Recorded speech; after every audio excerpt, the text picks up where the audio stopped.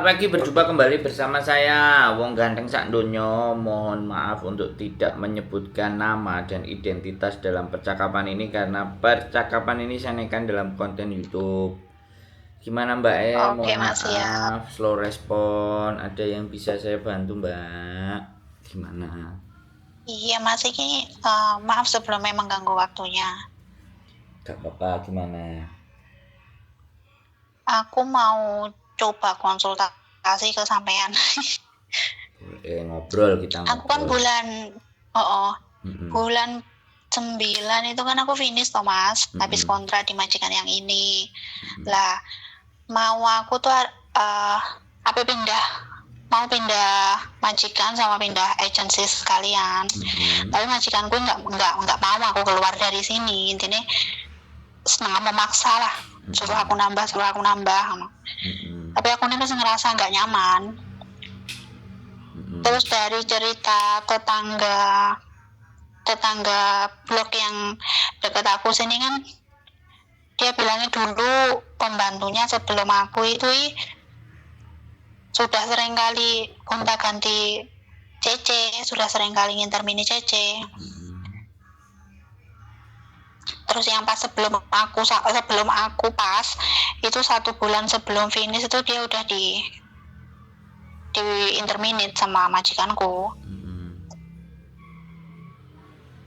Lah ini aku mau pindah ke agent tuh aku rada takut nuno, takutku nanti lah aku ngomong kemarin kan aku ditanya, kamu tahun ini kontrakmu habis loh besok no, nambah nambah di aku lagi no. Terus aku nggak tak jawab kan, soalnya aku pengennya mau ganti majikan. Terus dia tetap maksa, gimana kamu nambah yo nambah. Terus iya nih aja supaya enggak memperumit pekerjaanku di sini.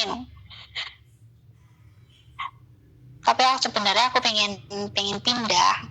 Terus takutku nanti aku bilang enggak, aku nggak mau, aku mau pindah atau sebagainya, dia nginterminate aku.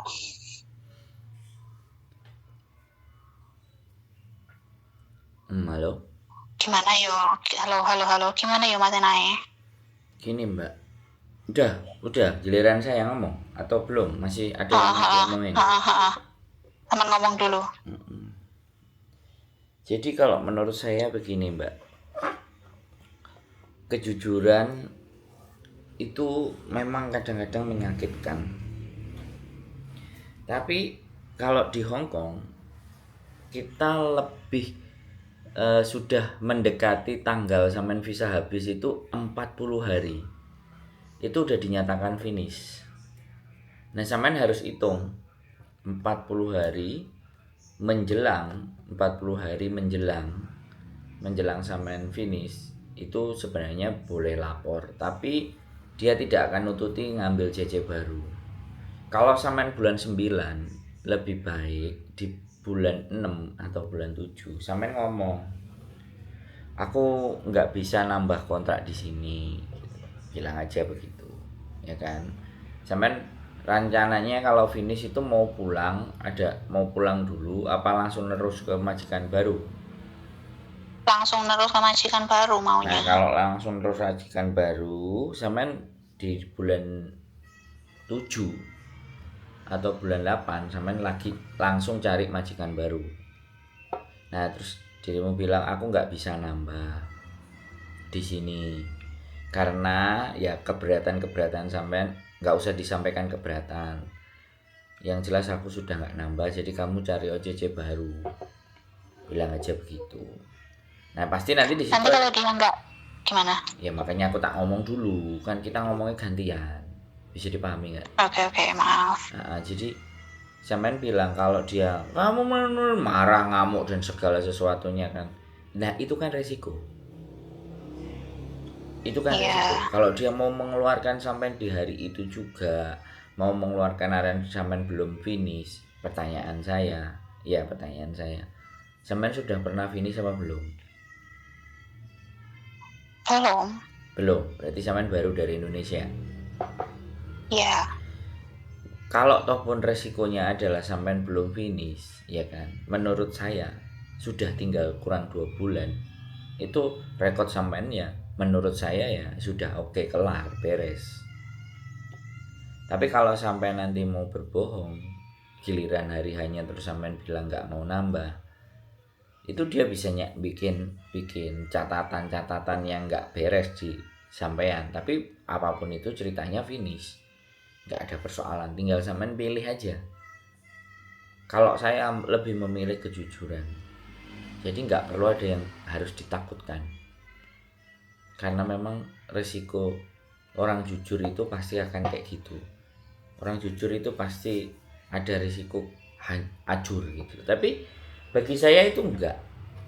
Sampean mau di interminate kurang 2 bulan, di interminate kurang sebulan, di interminate kurang 3 bulan, itu bukan salah sampean menurut saya. Tapi semuanya kembali ke sampean, karena perasaan takut, perasaan takut itu yang bisa mengendalikan ya sampean sendiri. Perasaan takut.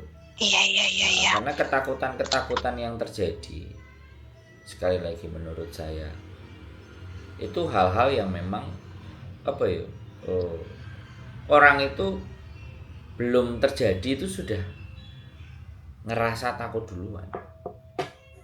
Padahal sebenarnya kalau ataupun sampean di interminate dan semuanya, apakah sampean nggak bisa nyari majikan baru? Apakah sampean nggak bisa mendapatkan penghidupan yang layak yang baru? Enggak juga, menurut saya. Tapi ketika sampean berani jujur kepada diri saya sendiri, itu bagian dari sebuah pelajaran. Karena mencari seseorang yang jujur itu hari-hari kayak gini nih susah.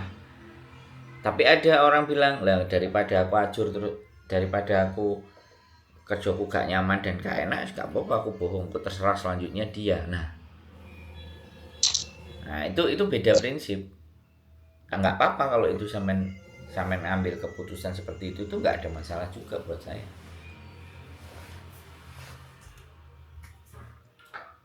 Halo? Nah, halo. Itu kan aku udah terlanjur ngomong iya aku mau nambah gitu toh. Ya sebenarnya kan nggak mau mbak, cuma supaya kerja aku nyaman, dia ini nggak ngomel-ngomel tiap hari yang loh. Terus kemarin tak iya nih aja.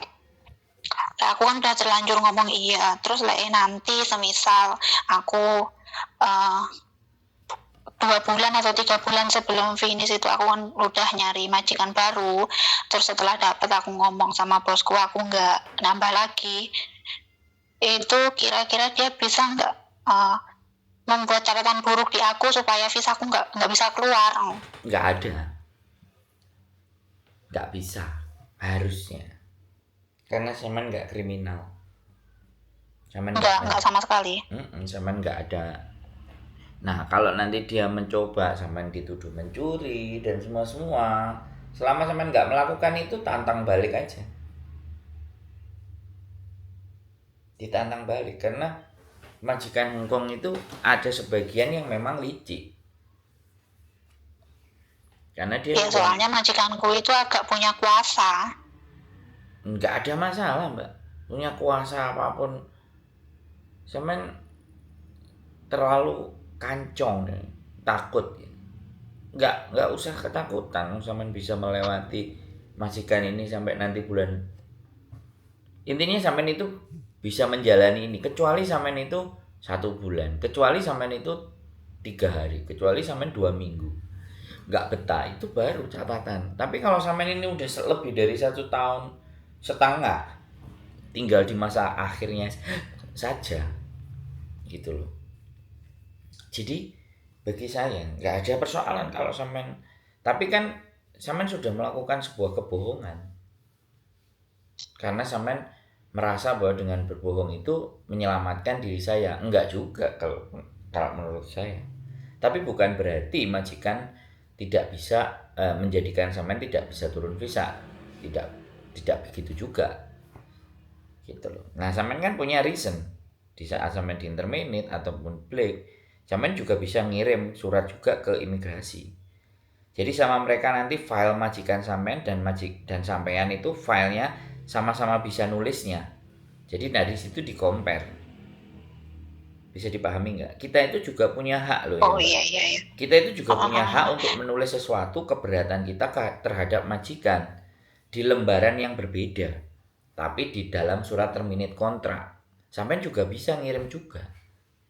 Jadi surat terminate ibaratnya surat terminate kontrak ya kan. Dia nginterminate sampean atau sampean mau break. Sampean mau break itu sampean taruh alasan di belakangnya satu lembar sampean tulis sendiri, itu boleh terus dicepret kirim ke imigrasi itu boleh. Itu nggak apa-apa. Jadi file sampean akan di cross check dengan filenya majikan karena sampean jadi satu. Tahun sekian sampai tahun sekian, bulan sekian sampai bulan sekian terhitung hampir 2 tahun itu majikannya ini, CC-nya ini. Nah, file itu disatukan. Atau sampean punya file berbeda, majikan ada file berbeda. Di imigrasi itu punya catatan sendiri, nggak ada masalah. Nggak perlu harus berpengaruh nggak nanti aku visa turun. Enggak juga menurut saya. Imigrasi Hong Kong itu nggak sepicik itu, Mbak. Catatan dia itu akan tidak diturunkan visanya itu beberapa term and condition. Yang paling jelas itu kriminal, Mbak. Kriminal itu paling jelas. Orang yang jualan baju gamis saja visanya masih bisa turun. Orang yang kena sakit herpes, iya kan? Kemudian menyodorkan hasil cek terakhirnya dia penyakitnya enggak sakit, misalnya negatif herpesnya, itu juga masih bisa diterima. Jadi seperti itu. Oh iya iya iya. Jadi enggak, yang saya ingin sampaikan ke sampean itu nggak perlu ada sebuah ketakutan terhadap masa depan sampean. Selama sampean tidak berbuat hal-hal yang kecuali ya nyolong perhiasannya majikan terus ada CCTV terus dilaporkan ke polisi terus terbukti sampai di penjara. Saya ini aja lagi meroses anak yang dituduh mencuri padahal dia tidak. Kemudian dia dijebloskan ke penjara, tapi berapa minggu itu terus dikeluarkan lagi dengan alasan tidak ada tuntutan. Saya ini lagi memproses anak yang seperti itu, dan saya nggak takut memproses, ya kan? Selama anaknya itu mau berjujur dengan saya ngomong, kasus saya begini, karena bagaimanapun dan apapun, kalau sekali lagi teman-teman itu nggak jujur dengan yang memproses, imigrasi bisa nulis surat ke agennya untuk memending visanya. Nah, si agen pasti akan bertanya kepada kita yang memprosesnya, ini kena apa anakmu? Dan itu terjadi, saya pernah terjadi hal itu. Terus akhirnya visanya tetap turun.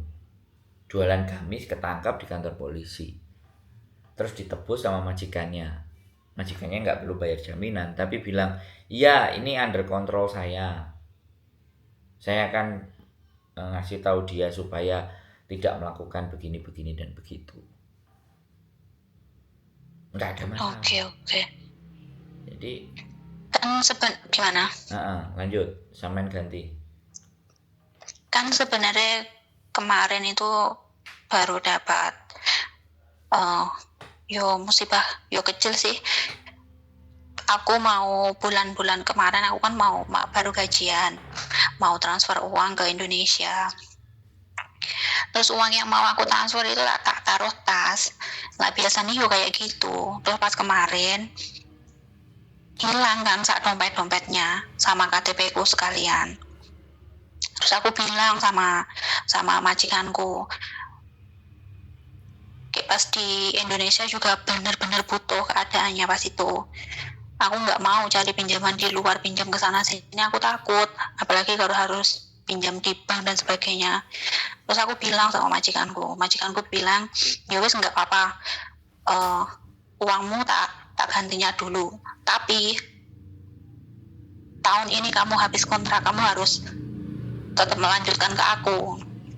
Sebenarnya aku udah nggak mau, tapi berhubung aku benar-benar butuh sama uang itu, akhirnya mau nggak mau ya aku bilang iya, soalnya aku sendiri nggak mau kalau ada urusan di luar soal uang di bank-bank atau yang sejenisnya itu aku takut.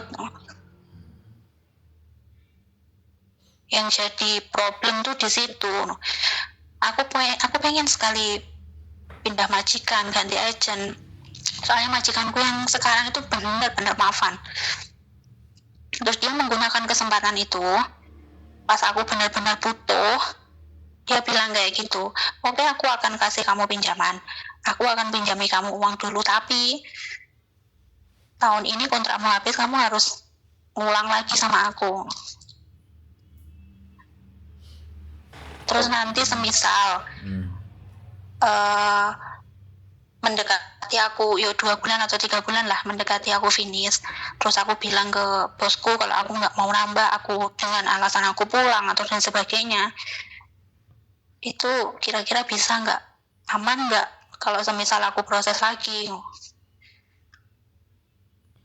Jadi yang aku takutkan tuh cuma di situ. Jadi semuanya itu bisa, Mbak, nggak ada masalah. Nah, sampean baru di ending baru cerita jujur bahwa sampean punya utang sama majikan. Di menit ke-15 sampean ngomong, menit ke-16 tadi barusan sampean ngomong aku punya utang. Tapi tidak dari sejak awal sampean cerita kenapa berat, ya kenapa harus mengiyakan perkataan sampean. Itu kan sudah bentuk dari depan sampean ada something yang sampean sembunyikan, kenapa nggak bisa. Gini Mbak, nek ini persepsiku ya, persepsi saya menilai majikan sampean. Jadi majikan sampean itu sudah mulai merasa bahwa sampean itu harus dipertahankan, sehingga punya daya upaya. Lagi pula sampean merasa butuh. Bagi saya sebenarnya kalau sampean mau melanjutkan, sampean harus nulis persyaratan, term and condition. Dalam 2 tahun ini sampean menjalani, apa yang menjadi keberatan sampean, itu sampaikan ke dia. Dan ketika sampean uras menyampaikan, ya kan, sampean harus rekam bukti. Ya aku nggak mau kalau kamu begini. Aku tuh nggak bisa kalau kamu nggak begini. Aku gini. Kalau kamu mau bisa mengikuti apa yang aku syaratkan, ya aku akan nambah. Tapi kalau kamu enggak, ya sudah. Tapi bisa sewaktu-waktu nanti ketika aku nambah, tapi kamu bicara lagi sama aku tentang ini ono itu lagi yang kita sudah perjanjikan, ternyata kamu langgar, aku bisa ngebreak. Jadi itu Mbak, majikan ini sudah minta sampai nambah, itu sudah ketergantungan, dan ketergantungan terhadap sampean itu posisi nilai tawar sampean itu menang. Bisa dipahami nggak? Bisa. Nah, tinggal sampean harus memberikan tawaran balik ke dia. Bisa dipahami. Nah, ini yang kadang-kadang teman-teman itu ngerasa bahwa nggak pede. Terus seolah-olah ya itu Mas. Seolah-olah itu kayak saya ini dikuasai majikan dan saya harus menuruti dia. Padahal nggak begitu juga. Sampean sama majikan itu kalau menurut saya posisinya sama. Kita semuanya di Hongkong itu dengan majikan sama. Yang menjadikan kita kalah adalah kita butuh uang. Itu posisi nilai tawar kita jadi kalah. Takut gak dapat uang, takut gak dapat rezeki, itu posisi kita jadi kalah nilai tawar. Padahal itu baru sebatas ketakutan, belum realitasnya. Bisa dipahami kan?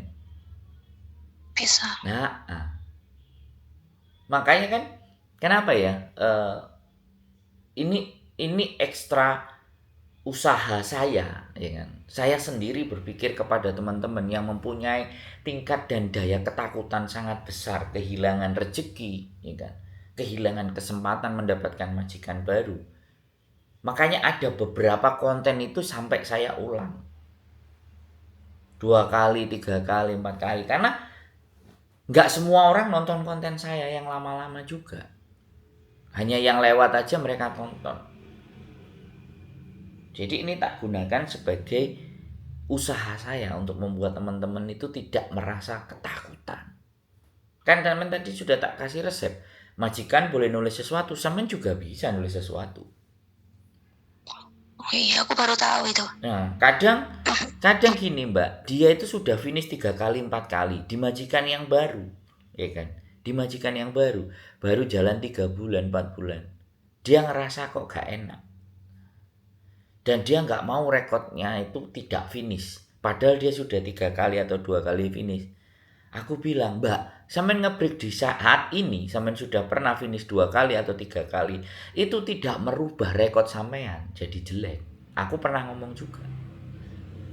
Jadi seolah-olah itu kegagalan sampean di hari ini itu gagal akan selamanya di masa mendatang.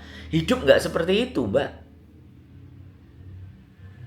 Sampean dikeluarkan majikan menjelang 1 bulan, 2 bulan, 3 bulan. Itu bukan berarti nasib sampean dan hidup sampean itu hancur. No. Yang kurang 5 hari aja dikeluarkan ada. Anaknya ngerasa, aduh aku kok kayak gini banget. Aku itu padahal sudah berjuang loh sekuat tenaga. Ini kok ya tega tinggal 5 hari itu dikeluarkan. Aku bilang, Mbak gak usah terlalu diratapi. Sampean justru harus tertawa. Aku bilang. Dari 5 hari sisa menuju visa habis, sampean jadi terhitung 14 hari dari 5 hari sebelum sampean visa habis. Berarti sampean itu dari 5 hari visa habis itu masih ada 13 hari atau 12 hari berikutnya untuk cari majikan. Nggak perlu khawatir. Karena anggapan dan bayangannya dia itu sampai finish gitu loh Mbak. Aku nggak mau cacat gitu loh. Itu loh hebatnya teman-teman Mbak. Kayak sampean ini hebat. Iya. Pemikiranku kemarin juga begitu, Mas. Aku nggak mau salah di sini. Aku selesai di sini pengen finish. Kalau mau ganti majikan, yuk sampai finish dulu, gitu. Jadi aku nggak mau ada masalah. Ya itu. Tapi pada fakta kenyataannya kita nggak tahu kan Gusti Allah itu mau merubah karakternya majikan atau merubah hatinya majikan untuk membuat sampean finish sampai di ujung pertempuran atau sampai akan diselesaikan di 1-2 bulan ke depan. Itu sudah sesuatu yang di luar kendali sampean. Kalau kita memikirkan sesuatu yang di luar kendali kita, di luar kuasa kita, yang terjadi yaitu tadi takut, depresi, stres. Jadi jalani hidupnya nggak tenang. Bisa dipahami dari titik ini. Iya, bisa. Terus setelah ngomong dengan saya, sudahkah ada terbuka cara berpikir sampean atau masih takut-takut dan khawatir?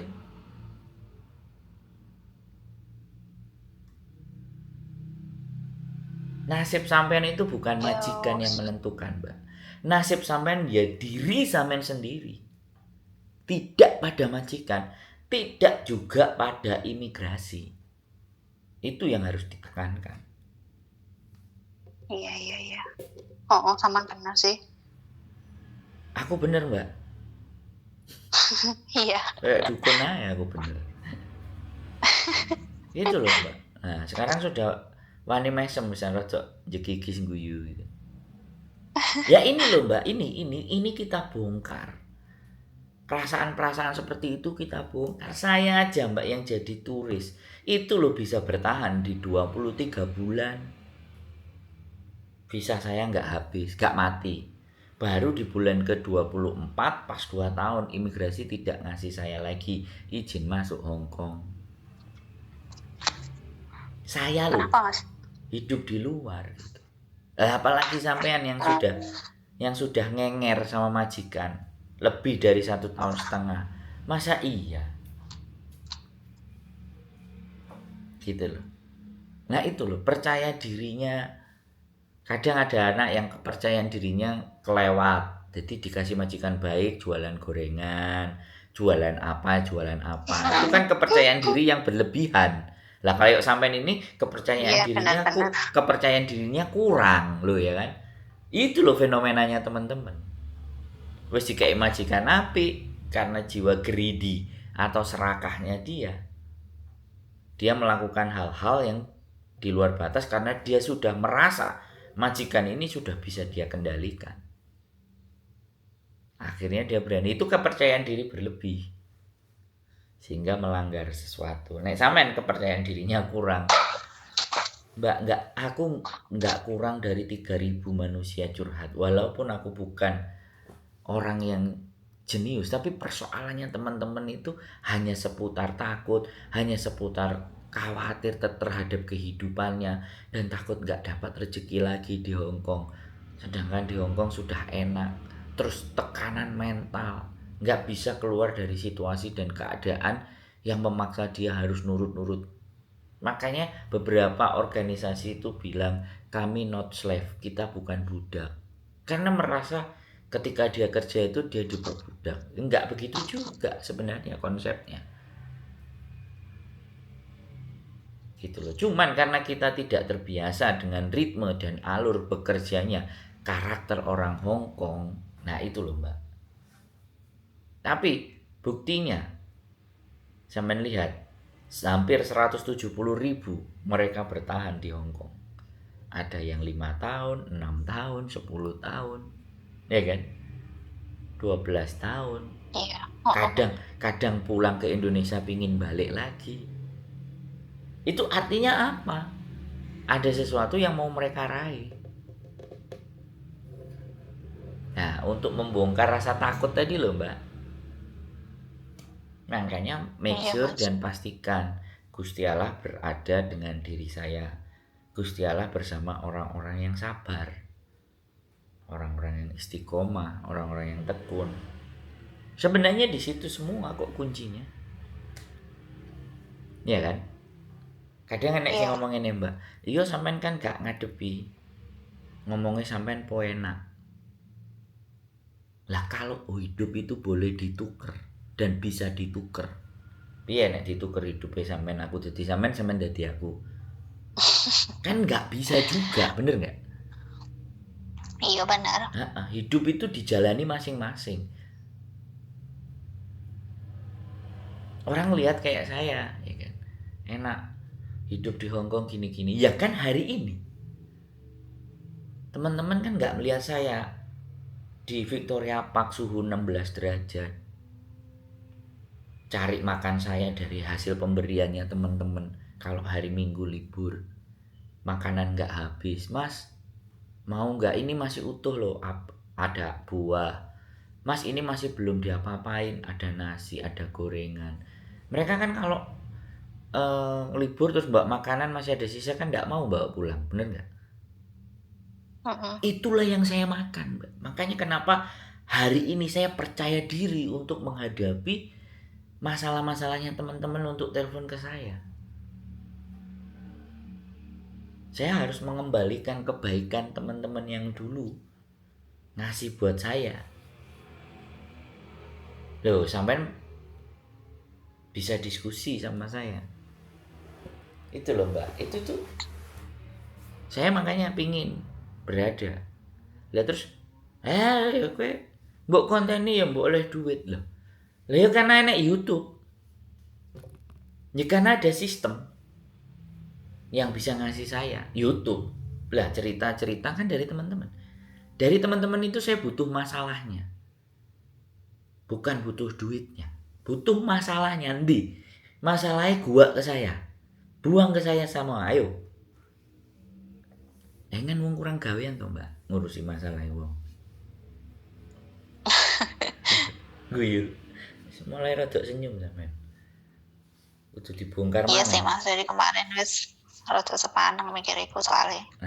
Nah sekarang si panggah sepaneng atau piye? Ya wis sedikit lebih mencair lah. Nah, sesekali kalau ada libur atau sebelum tidur sampean dengerin tausiah atau pengajian yang durasinya nggak panjang. Bagaimana mensyukuri nikmat hidup. Sampean butuh siraman itu, Mbak. Saya tiap hari, Mbak. Karena nggak kayak gitu pedot utek saya, Mbak, dengerin masalah ya arek-arek. Nah itu netralisir, Mbak.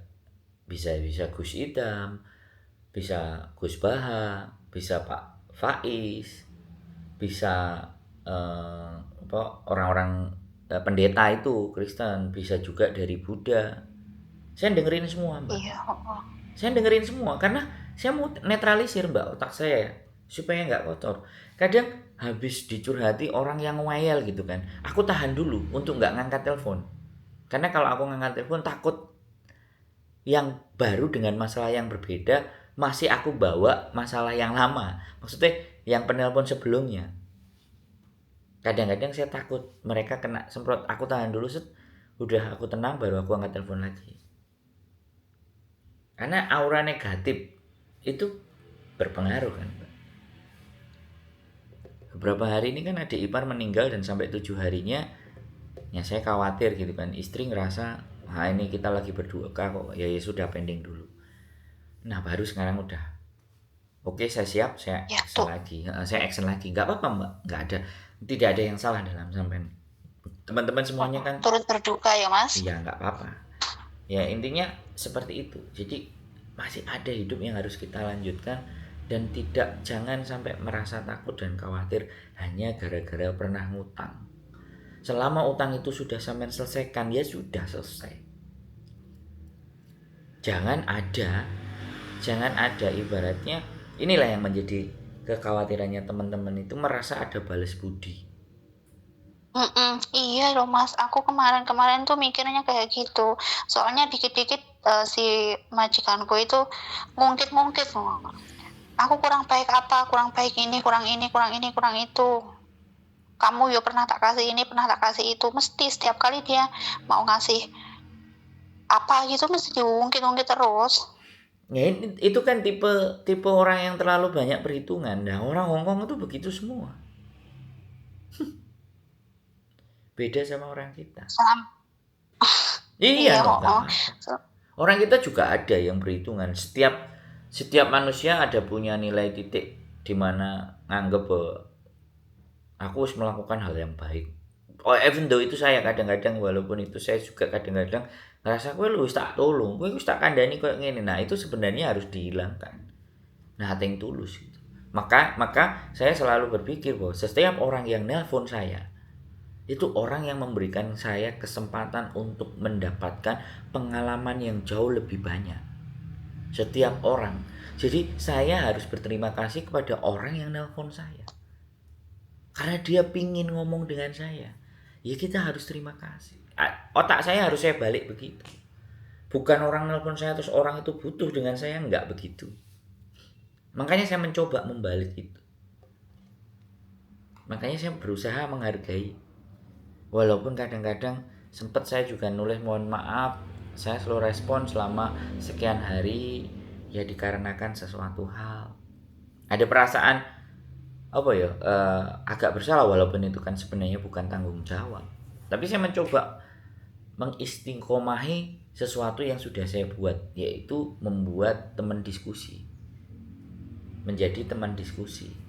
Membuat sebuah diskusi itu menjadi orang lain mendapat pencerahan, orang lain mendapat saran-saran yang dirasa oh ya masuk akal juga. Kalau cerita sama keluarga kan kasihan, keluarga pasti Iya sih Mas. mantu gitu. Kalau cerita sama saya kan nothing tulus, keluarin aja kan selesai. Saya tidak harus juga bertanggung jawab kepada sampean juga nothing tulus, tidak ada membebani kami, membebani saya yang nelpon. Buat saya enggak. Saya belajar dan bertumbuh dari masalahnya teman-teman. Begitu nggak Mbak? Sebenarnya selama di sini itu jangan benar-benar berusaha bertahan mati-matian menghadapi sikapnya apa dan segala macam. Aku pernah dulu itu sampai punya kepikiran apa aku tak notice aja lah, ngebreak aja lah. Aku ngerasa udah benar-benar gak kuat. Tapi di sisi lain aku berpikir lagi, aku butuh pekerjaan ini, aku butuh uang ini, keluargaku di rumah butuh aku.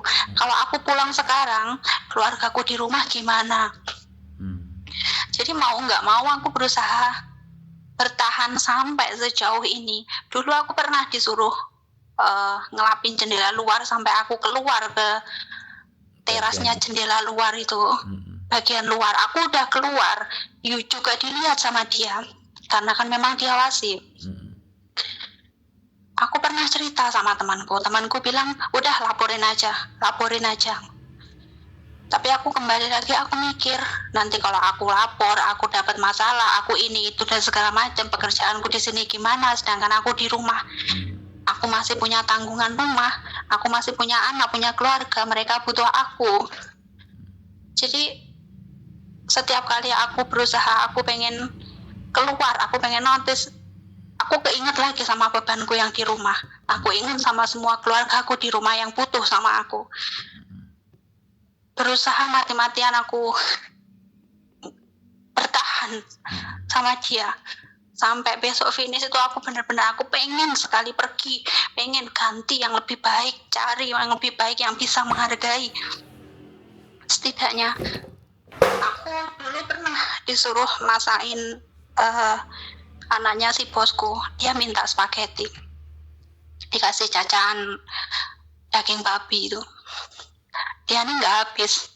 Sama majikanku nggak boleh itu dibuang, suruh makan aku buat makan siang, dan itu pun udah kecampur sama daging babinya. Aku udah bilang sebelumnya aku di sini nggak makan babi, aku muslim, aku nggak makan babi. Dia nggak mau tahu. Kamu masak, dia nggak habis. Mungkin kamu masaknya kelebihan, dia nggak habis. Yuk kamu habiskan, di sini nggak ada membuang-buang makanan. Sampai spagettinya itu tak cuci, tak buangin lagi semua daging-dagingnya, daging babinya. Soalnya aku nggak dapat makan siang, cuma dapat itu tok. Bener-bener nelangsa, Mas. Kalau aku nggak mikir keluargaku di rumah, aku nggak punya beban di rumah, mungkin aku udah pergi dari jauh-jauh hari dari sini.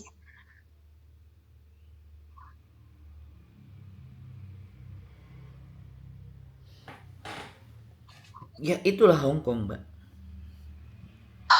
90% orang itu mengalami apa yang sampean sampaikan, dan akhirnya mereka bisa bertahan di hari ini.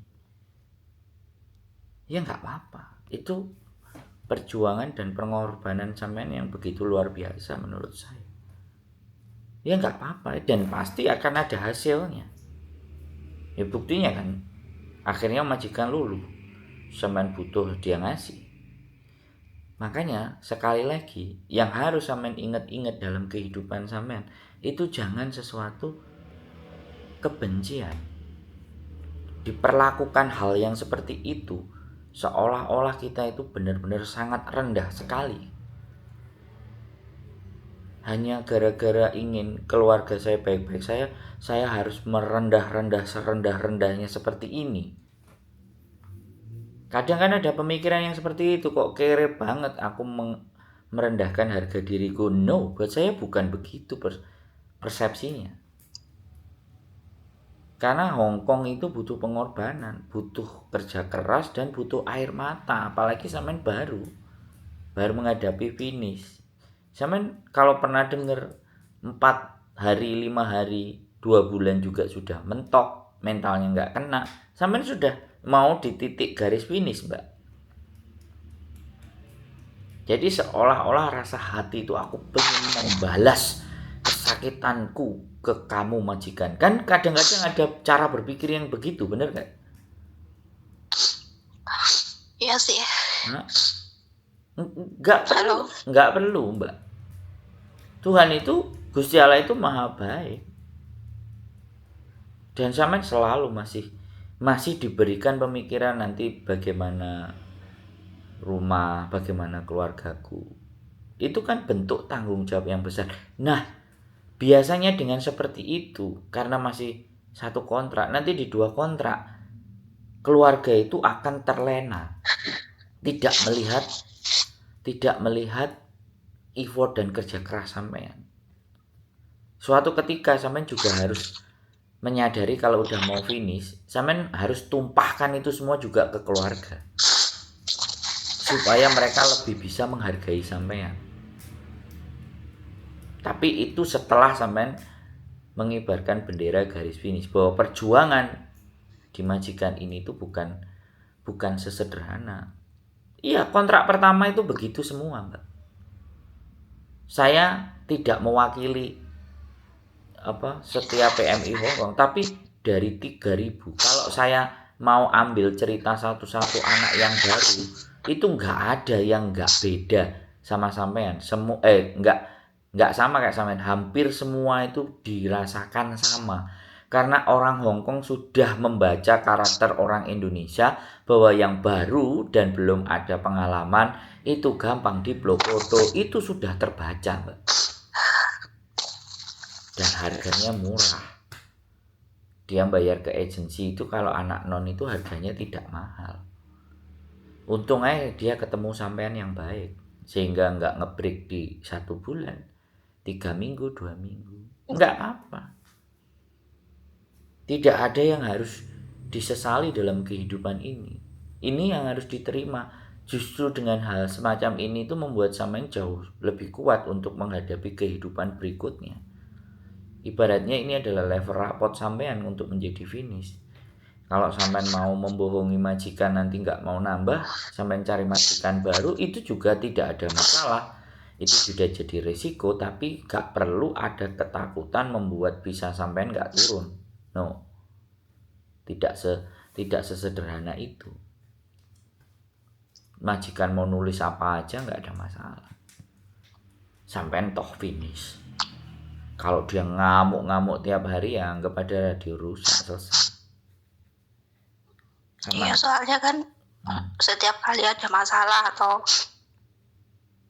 dia nggak suka sama pekerjaan yang aku lakukan, seringkali dia fitnah aku di agent aku.